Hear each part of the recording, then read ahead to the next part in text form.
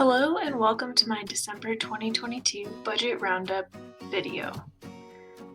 For some context, we are a double income, no kids household, meaning that our household is made up of 2 working adults and 1 slightly spoiled dog. Our yearly pre-tax combined income is approximately $137,000. We live in a medium to high cost of living mountain town, and lastly, we are homeowners. Here's a rundown of how we budget. All of our income for the month of December comes from our paychecks in November. We budget 1 month ahead, so at the end of November, all of our paychecks were sitting in a savings account ready to be budgeted in December.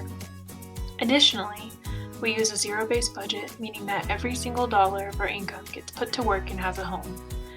To keep our high savings rate, we prioritize our yearly goals as we put together our budget every month. But we also remember to leave some room for fun.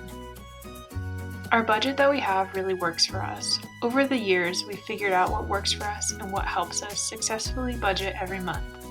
There are still times when we go over budget, but for the most part, we are able to stick to our budget.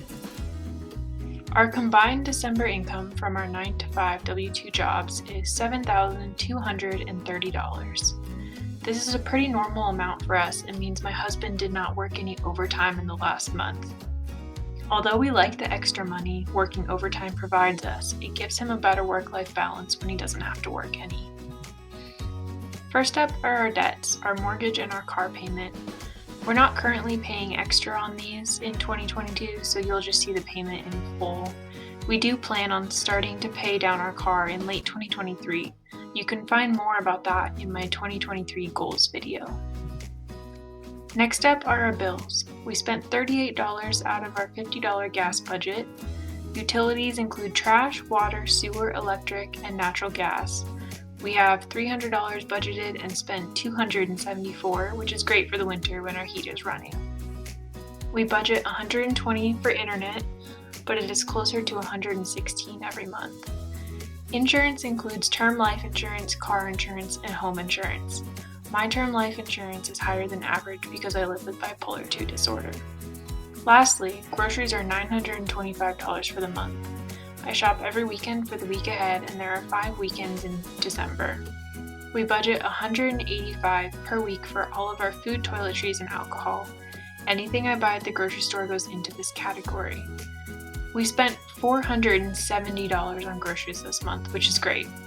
This is super low because I paid for part of our groceries last week with a $146 gift card that I cashed out of a Chase credit card.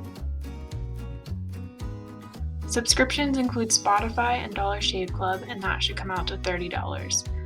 My husband canceled Dollar Shave Club and the Spotify bill didn't come through this month. I'm not sure what's going on with that, so we actually have $0 that we spent for that subscription category.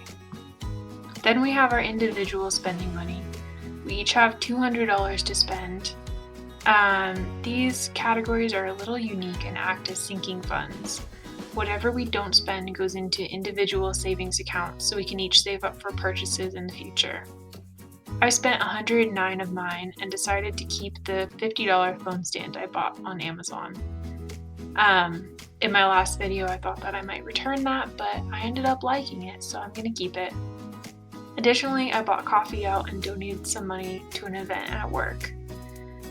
We also have combined miscellaneous spending category for all expenses that are not categorized. We spent $417 of our $600 that we budgeted. We bought some gifts for some family members and some cross-country ski gear for my husband. The cross-country ski gear did not fit quite right, so I think we'll be returning that and he'll just rent for this season. Additionally, I forgot and we had to buy stamps to send out our Christmas card. Lastly is our dog. We have $100 budgeted for his food this month, but we only spent $41. We budget $45 per week for dining out, and we typically only dine out once per week. We stayed under budget and spent $75. Since Christmas and New Year's fall on weekends, we skip dining out on those weekends. Our house fund works like our individual spending accounts. Whatever we don't spend goes into a sinking fund for future purchases. We have $100 budgeted and have spent $40 of that on our home warranty. Now that we're building up our emergency fund, I expect that we'll let that lapse when the time comes to renew it this spring. We've spent all of our $95 budgeted for our oil change. My husband's car's battery died unexpectedly this month and we needed to replace that, so we ended up spending a total of $316. Our December spending, which includes our debt, bills, and spending money, comes out to $2,321. This is much lower than we expected and we're thrilled that we stayed under budget this month. At the end of each month, we sit down and transfer all of our savings to the various accounts. This month we stayed under budget, so we had $1,000 extra to put towards our emergency fund. Additionally, we each put $100 into our brokerage accounts. Additionally, we each contribute a percentage of our paychecks into a 401k or a 457b account.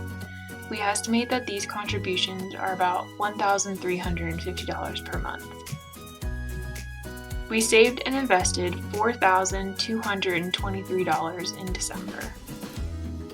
We sent 31.1% of our income to our emergency fund. We sent 18% of our income to investing, including our 401k and 457b accounts. We sent 23.9% of our income to debt, which is our mortgage and our car payment. We sent 13.8% of our income to bills, and we spent 13.3% of our income in December. Dividing our savings by our income for the month, our savings rate is 58%. This is awesome and way higher than we expected.